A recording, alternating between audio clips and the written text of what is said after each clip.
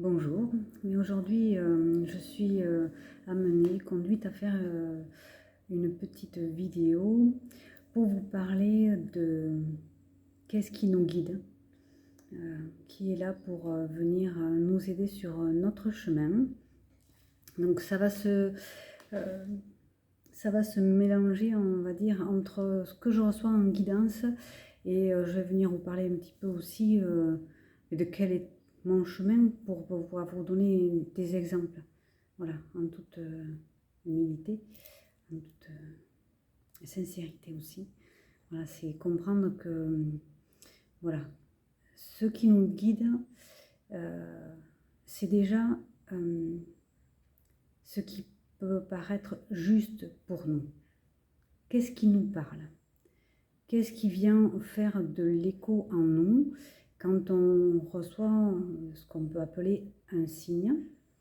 Qu'est-ce qu'un signe déjà?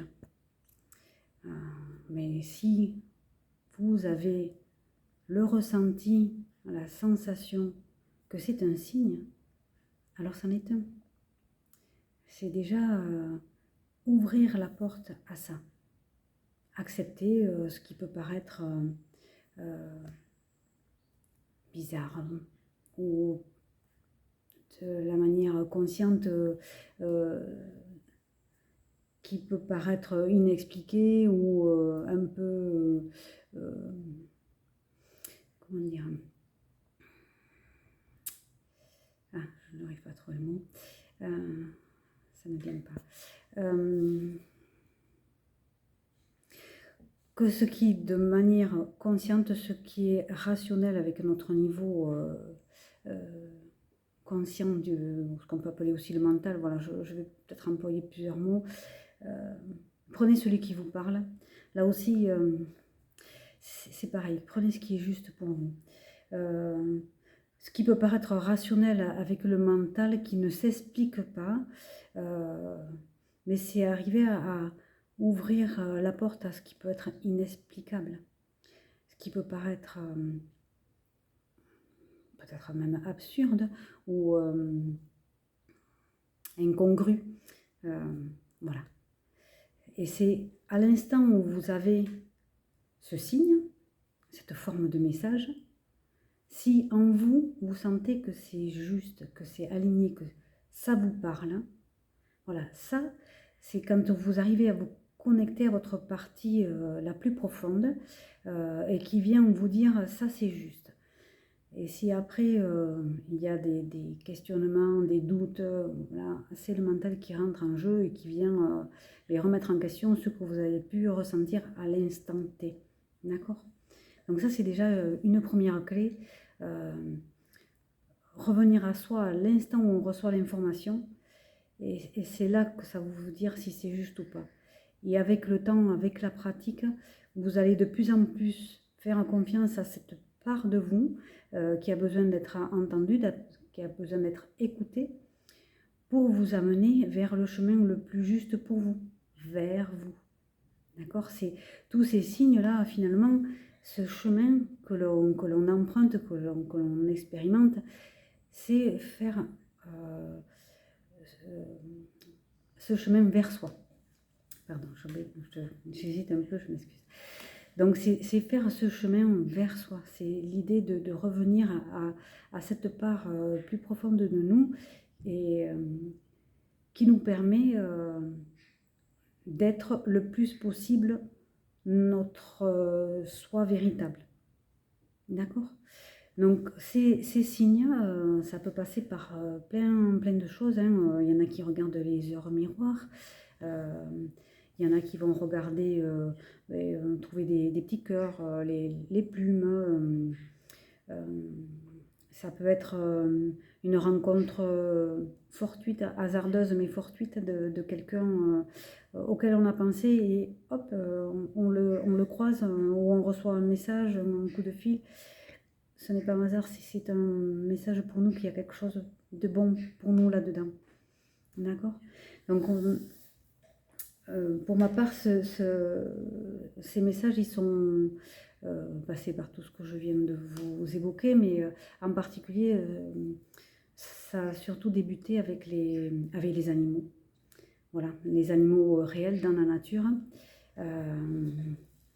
Pour la petite anecdote, au tout début de mon éveil, je faisais beaucoup de randonnées en montagne à cette époque-là.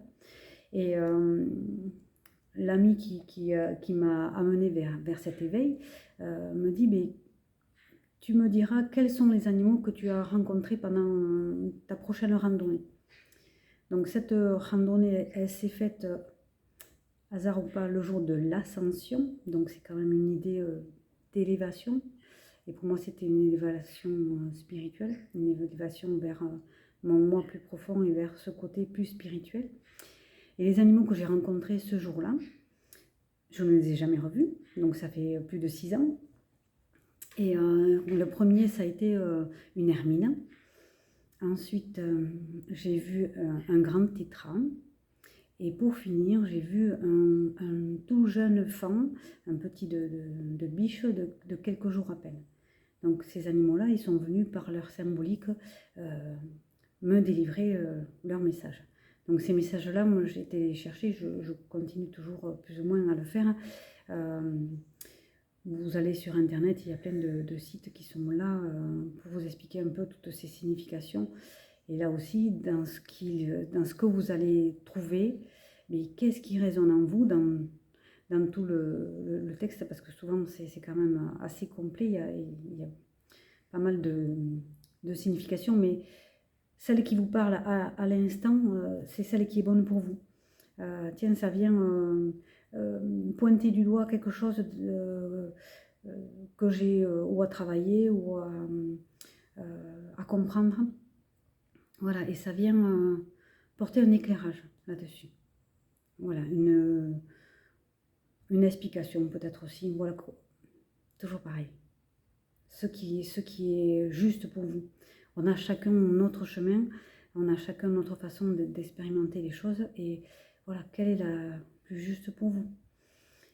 Et pour revenir à ces animaux, il y a aussi l'idée d'animaux totems, c'est-à-dire de par leurs caractéristiques, quelles qualités ou quels défauts ils viennent aussi encore vous pointer du doigt en vous. Qu'est-ce que vous avez besoin de développer, qu'est-ce que vous avez besoin de changer ou de prendre conscience, c'est quelque chose qui n'est peut-être pas bon pour vous et que vous avez besoin de faire évoluer. Donc, par exemple, moi, j'en ai un qui m'a accompagnée, enfin une, qui m'a accompagnée pendant plusieurs années.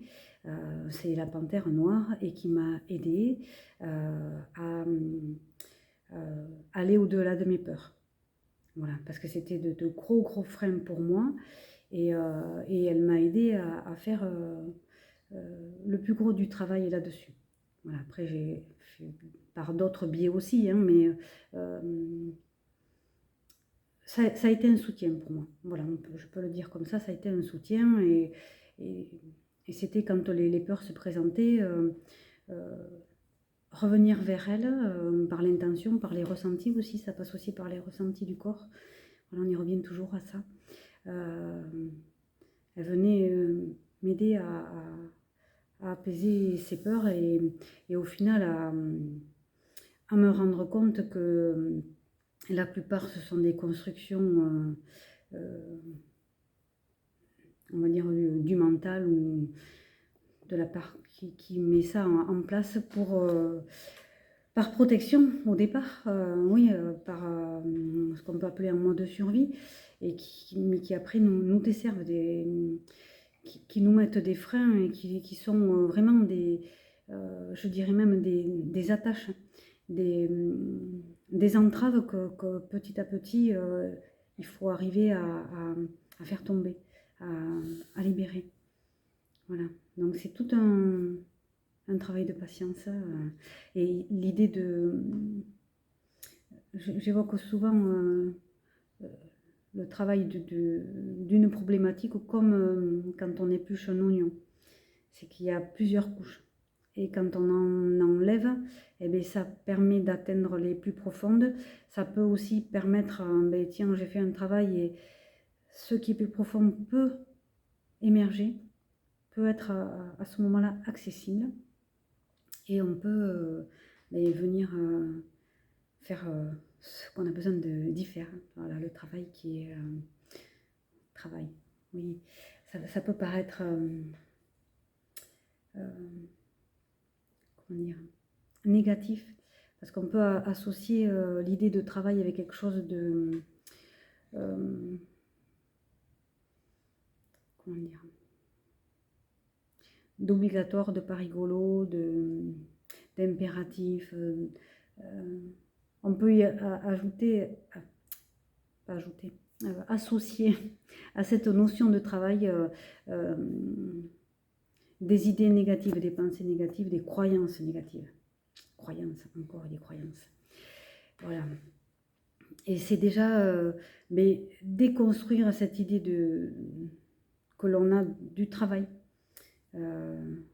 Le travail sur soi, effectivement, c'est quelque chose qui demande du temps, de l'attention, de la compréhension, et qui vient au final porter de la libération. D'accord? Donc c'est avec ces mots-là qu'il faut essayer de son mieux de venir mais regarder ce qu'on a besoin de regarder. Et encore une fois, voilà, on va revenir aux guides. Ils peuvent être donc de plusieurs natures. Donc j'évoquais les heures miroirs, les plumes, voilà, les animaux totems. Ça peut être aussi des défunts, voilà, qui restent quelque part à nos côtés pour venir nous aider, nous soutenir aussi dans notre travail, dans notre chemin. Voilà, et il se peut bien souvent que ce chemin que l'on emprunte pour soi, ils viennent permettre des libérations, pas uniquement pour soi, mais aussi pour ces défunts, faire du transgénérationnel.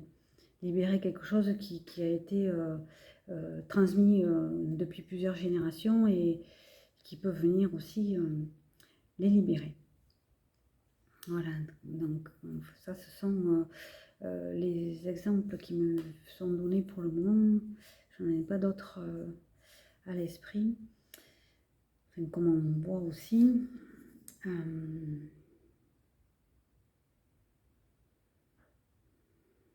Non, il n'y a rien d'autre pour moi.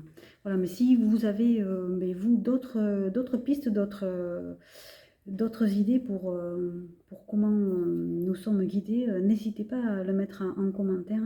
Ça peut être intéressant pour d'autres personnes, mais pour moi en particulier aussi, puisque voilà, je vous ai donné ceux qui m'ont été donnés là pour le moment, et ça peut être intéressant. D'accord? Après, ça peut être aussi, ce qui m'est donné là, c'est que ça peut être aussi sous forme d'énergie. C'est-à-dire à quoi vous avez envie de vous relier, de vous rattacher, quelle forme d'énergie. Moi, ça s'est révélé au fil de mon chemin. Et de par ce que je suis venue travailler, ça, voilà, ça vient faire éclore des choses, ça donne accès à des choses, donc là en l'occurrence à des énergies. Moi, je suis connectée à ce qu'on appelle l'énergie christique, qui est l'énergie de Jésus, de Marie, voilà, de toute cette... comment expliquer ça? Cette énergie-là. Je ne sais pas comment l'expliquer autrement. Et également, je suis connectée à l'énergie bouddhique. Donc, voilà, ça donne du lien avec des religions, mais pour moi, ce sont des regards portés par l'amour, surtout. Et après avoir pu me connecter à ces énergies-là, grâce à des montées vibratoires, je peux maintenant me connecter à l'énergie de la source. Voilà. Donc, ce que ça veut dire pour vous, la source, voilà. Pour moi, c'est plus c'est plus global. Et alors, je passe beaucoup par les ressentis dans tout ce que je peux faire. Quand je me connecte, mes ressentis dans mon corps sont différents quand je me connecte à ces différentes énergies. Et je trouve qu'il est intéressant, du coup, de revenir à ce corps physique qui vient nous donner beaucoup d'informations. D'accord, ça permet quelque part de valider. J'ai l'intention de me connecter à une énergie particulière. Quelque part, au départ, c'est intellectuel. Mais comment ça vient se manifester dans mon corps? Voilà. Et suivant l'énergie à laquelle je me connecte, le ressenti dans mon corps est différent. Et c'est aussi pour moi le signe que l'énergie, elle est différente. D'accord? Voilà. Et notre corps, c'est aussi notre guide. J'ai même envie de dire notre boussole. C'est par lui que passent les émotions. On ressent une émotion au travers de notre corps. Oui. La joie, la tristesse, la colère, ça passe par le ressenti dans le corps, mais ça peut s'exprimer aussi par des larmes, ça peut s'exprimer, mais quand je suis colère, je deviens toute rouge, quand je suis triste ou que j'ai quelque chose qui est difficile, je peux devenir toute blanche, ou quand j'ai peur. Vous voyez, ce sont des expressions du corps qui viennent vous indiquer qu'il y a une émotion. Donc déjà, les émotions, elles passent par là. Et quand vous vivez quelque chose, quand vous vous interrogez sur quelque chose, connectez-vous aussi au ressenti de votre corps. Ne travaillez pas uniquement avec votre tête, votre intellect, votre conscient. Ça fait partie de la compréhension, mais ça ne fait pas tout. C'est important de tout prendre en compte. Vous voyez, quand ça peut être tout simple, tout bête, quand on vous invite à, je ne sais pas, une soirée par exemple, entre amis, ça peut être quelque chose, ah mais tiens, on m'invite. Donc déjà, ça vient, entre amis, ça peut être quelque chose de convivial, d'agréable, voilà, de nourrissant. Mais ça, on peut le comprendre voilà, avec sa tête. Mais dans votre corps, là, est-ce que c'est OK pour moi d'y aller? Est-ce que ça va me faire du bien? Ou est-ce que finalement, là, non, en fait, je suis fatiguée. Même si ça va me faire du bien de voir les personnes, là, j'ai besoin d'un temps pour moi. J'ai besoin de me reposer. Et ça, vous allez le sentir avec votre corps. D'accord? Si je pense à cette invitation, dans mon corps, comment ça se passe? Est-ce que ça a tendance à se contracter ou est-ce que ça a tendance à se relâcher? Ça se contracte, c'est pas OK pour moi. Et c'est aussi OK de dire non, je ne viens pas. Et si ça se détend, si voilà, c'est comme ça, ça coule, ben c'est OK, j'y vais. Et là, je vais passer un meilleur moment que si, entre guillemets, je m'oblige à y aller parce qu'on m'a invité, donc ben, est-ce que c'est correct de refuser? Je ne sais pas dire non, donc je vais y aller. Et le respect de soi, son propre guide, c'est ça, c'est qu'est-ce qui est vraiment juste pour moi dans l'instant là. Est-ce que c'est OK pour moi d'y aller? Est-ce que je vais avoir une semaine chargée? Est-ce que voilà, est-ce que c'est OK pour moi? Est-ce que j'ai pas au final besoin de ce week-end pour me ressourcer parce que les semaines qui ont passé, elles ont été voilà, la rentrée vient de passer, ça vous parlera peut-être. Voilà, est-ce que c'est OK pour moi? Mes ressentis. ça aussi c'est un guide. Et c'est celui qu'on a toujours avec soi. Il est tout le temps disponible. H24. Oui, oui, il est tout le temps là. Et c'est vraiment quelque chose de super important et intéressant à reconnecter, à réécouter. Voilà. Et c'est par ce biais-là que vous allez pouvoir quelque part avoir accès aux autres guides. Tiens, cette heure miroir, comment elle me parle? Bon, ça me dit pas plus que ça. Oui, je l'ai vu, ça me fait plaisir, mais pas plus que ça. Ça là, tiens, elle vient un petit peu m'interpeller. Pourquoi? Qu'est-ce que ça signifie? Vous voyez? C'est très intéressant, cette idée de revenir vers son corps, vers ses ressentis. Vous l'aurez compris. Voilà, écoutez, je pense que c'est tout pour aujourd'hui. Je vais quand même demander, est-ce qu'il y a autre chose?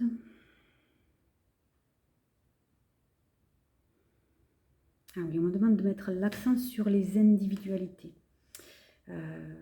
C'est-à-dire que il faut vraiment revenir à ce qui vous parle à vous. Voilà, moi je viens vous donner des pistes. Et parmi tout ce que j'ai pu vous donner, ben là, qu'est-ce qui vous parle le plus? Qu'est-ce qui vous attire le plus dans vos ressentis? Vers quoi j'ai envie d'aller là? Et c'est important dans le sens où ça respecte votre rythme, ça respecte votre façon de voir les choses. Et, et ça va vous permettre de développer votre propre vision des choses. Et ça, c'est très important. Vous verrez que ça permet de venir nourrir la confiance en soi.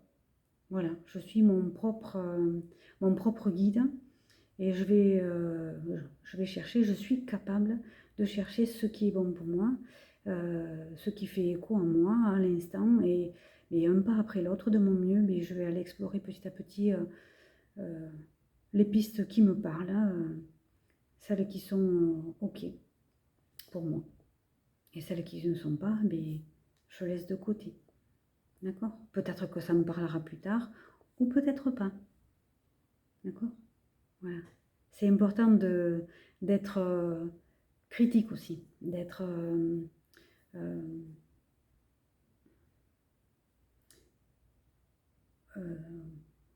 alors, pardon, j'ai des infos qui arrivent en même temps, pardon.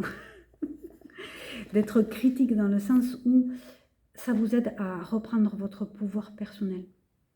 Vous voyez, je ne sais pas si vous avez regardé les autres vidéos, mais tout se recoupe, tout se rejoint.